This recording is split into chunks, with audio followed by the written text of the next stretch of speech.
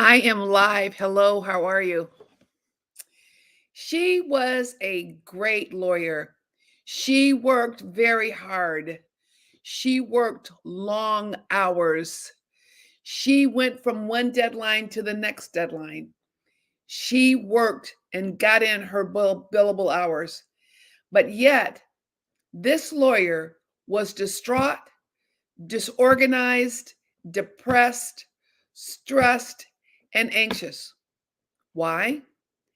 Was it because she wasn't a good lawyer? No. Was it because she didn't know what she was doing? No. Was it not because she didn't get her job done? None of those were the reasons. The reasons was she suffered from something that many lawyers suffer from and struggle with, and that is a lack of organization. How does that happen? Was it that she was trying to get by?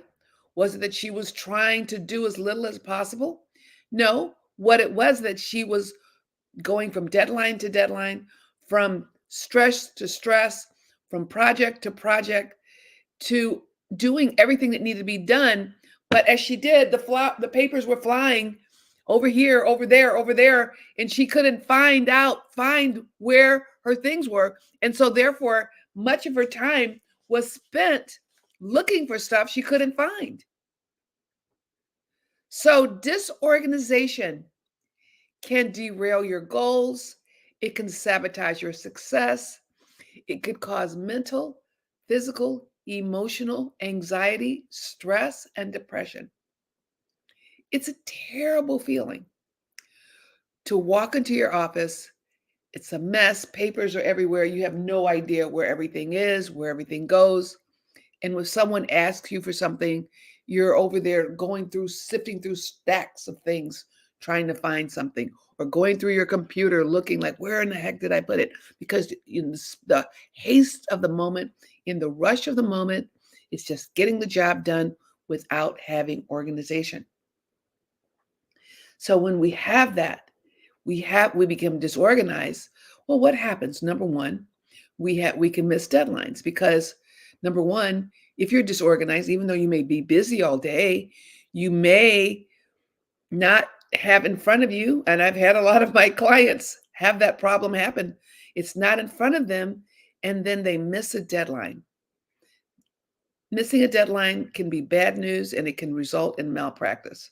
So, missing deadlines is not something that should be taken lightly, and there should be different strategies and procedures structured into the day to make sure the deadlines are at the forefront. And I'll talk a little bit more about that later.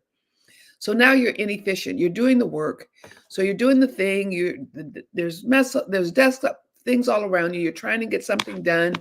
The phone is ringing. Someone's trying to get your attention. Client deadlines, trials, courts, depositions, whatever. And your head isn't in the game. When your head is in the game, it doesn't matter how hard or how fast you work. When your head's not in the game, you're going to miss stuff. You're going to make mistakes. It's going to take you longer to do things than should do. And that is something that can really weigh on you. You can have client dissatisfaction. You're not returning phone calls because you're rushing. You don't have a designated time for phone calls. So you might put out the fires. You're constantly putting out fires. And so therefore you run the risk of clients being dissatisfied. And stress and burnout. Okay. Everybody, I mean, lawyer, I mean, I'm probably tired of talking about it. I know lawyers are tired of me talking about it. I've been talking about it for 20 years, but it's real. It's real. It's real. It's real. Stress, anxiety, depression, all of those things and burnout are all real things that happen every day to many lawyers and many attorneys. And they push on until they hit a wall and then they find themselves unable to do anything. That's when I get the call. I should have gotten the call months ahead or a year ahead. But I get the call because they hit the wall and now they can't do anything. I had a client that said, I knew I had a deadline. I knew there were consequences to this deadline, but I just couldn't muster I couldn't summon the energy or the focus to get it done. And it's not a rare case. Like hitting the wall, when you hit the wall, then there's nothing you can do to get past it. You just hit the wall. And people can say, "Oh, what's your problem? You're lazy or you're whatever." Hitting the wall is hitting the wall. And if you've hit the wall, you know exactly what I'm talking about. So the thing is you want to avoid these pitfalls. Now, my glasses are crooked, so just bear with me here. I hate how it looks when they're crooked. Okay. So, there's this whole thing. All right, do this and do that and, get organized, set your priorities, delegate and all that. Okay, all that is important. Yes. But if you do not structure your day to win, you're not going to win. I don't care how many different strategies you put in place. And this is where we introduce the 4-hour workday. No, can lawyers work 4 hours a day? Most can't. Maybe some can't. Maybe you can work up to it. But a 4-hour workday is what I mean is get your heavy lifting done the first 4 hours of the day. Let me repeat that. Go into the office. Get your heavy lifting done the first 4 hours of the day. Is that going to go against the grain? Yeah. Because everybody's going to be thinking that you're going to be available first thing and you're at their beck and call. But you have to put a stake in the ground and you say, I am going to be in charge of my law practice. I am going to be in charge of my law practice.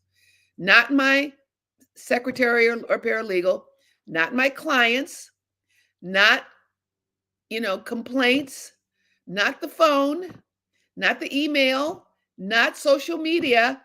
I am going to be in control of my workday.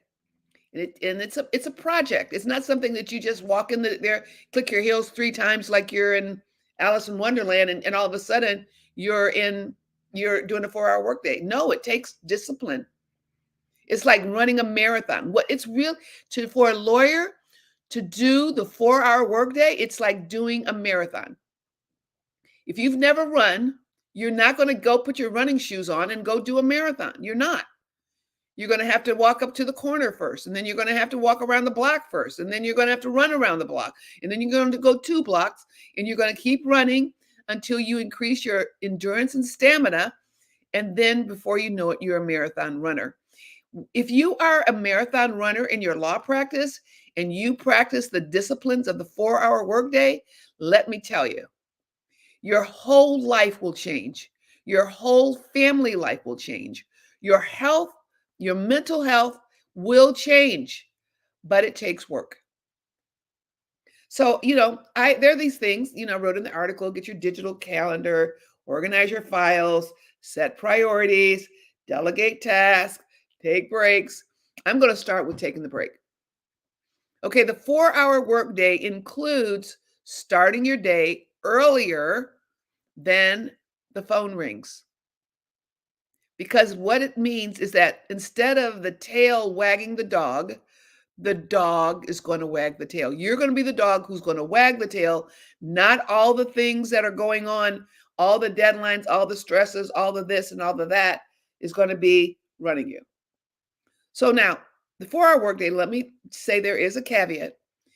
When you have trial, obviously you have to change your day around because you can't do the first 4 hours of your day because you have to go to trial. So you have to take that in consideration. But the spirit of the 4-hour workday is what's going to get your work done. So what is the first thing? Okay, the 4-hour workday is you go in the office early before the phone rings and you do your first rep, like your first walk around the block. You are going to work 1.5 hours without stopping, without checking email, without answering your phone, without any interruptions. If you put a note on your door and say, I will be available at 10:30. Say if you came in at 9, 10:30. So let's say you came in at 8:30, 9:30, 10. Note on your door, I'm not available to 10. Secretary, not available to 10. Phone off to voicemail until 10. That's your first rep. Now you take your break. You take a break. For some people, they can get it done in a half an hour, and some people need an hour. That hour is now I'm going to check my voicemail. Now I'm going to return my calls. Now I'm going to do the emails. I am going to allow myself 30 minutes or half an hour to get that done. So now let's look at it in real time. So if you came in at 8:30, 10, you're going to take your break. And let's just say you did an hour. So 10 to 11, you took a break. Now you're going to work another hour and a half after you take that hour break. So you're going to work from 11 to 12:30, and then it's lunchtime, right? You take your lunch, you come back. Say you take an hour for lunch. I'm giving you the benefit of the doubt because you could shorten those times. You could shorten the break or whatever. So you get back at 1:30. Let's say maybe 1:30 to 2, you want to take some calls or something like that. Now from 2 to 3:30, you do 90 minutes again.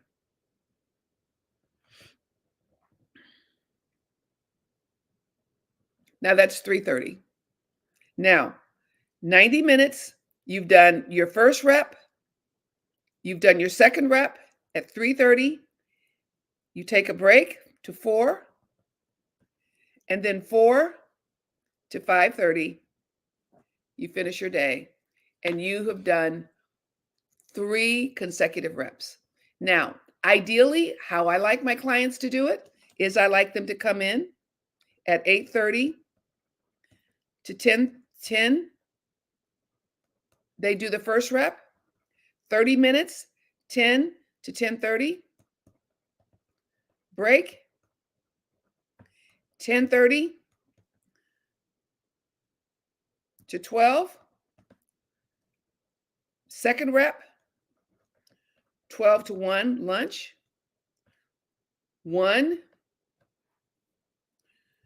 to 2:30, you do your last rep, and you're done for the day in 4 hours. It's actually 4.5 hours.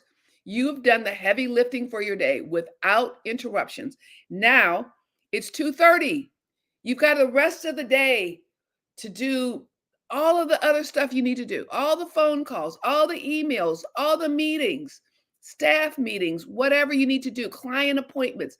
You set that after 2:30, and you still get to go home by 5 or 5:30. That's a 4-hour workday. So now, if you're interested in learning more about how you can do a 4-hour workday, I did a free mini course that is free. So you just click on that, go through that. I think the course is really short, maybe 10 minutes or so, but it'll give you the spirit of the 4-hour work day. We want you to be finished with your heavy lifting by 2:30 or 3 o'clock, and that you have the rest of the day for all the other stuff. So therefore, what happens? Now your day is organized. Paperwork organization, that's another project. I think I'll talk about that next time. Because one of the things when we do the 4-hour workday, there's a bonus section in which you actually organize everything in your office so that you know where everything is in your office. I have my clients do that. And then you are ahead of the game. So anyway, go below, click in the comment section, and get the mini time management course. and you will be happy that you did. You have to get off the merry-go-round, and you got to start somewhere. So take the mini course. I've been working with lawyers for over 25 years, and I know exactly how you can make the most of your practice, reduce your stress, anxiety, and all of that, make more money, be organized, and get home and have quality time with your family. I'll see you next week.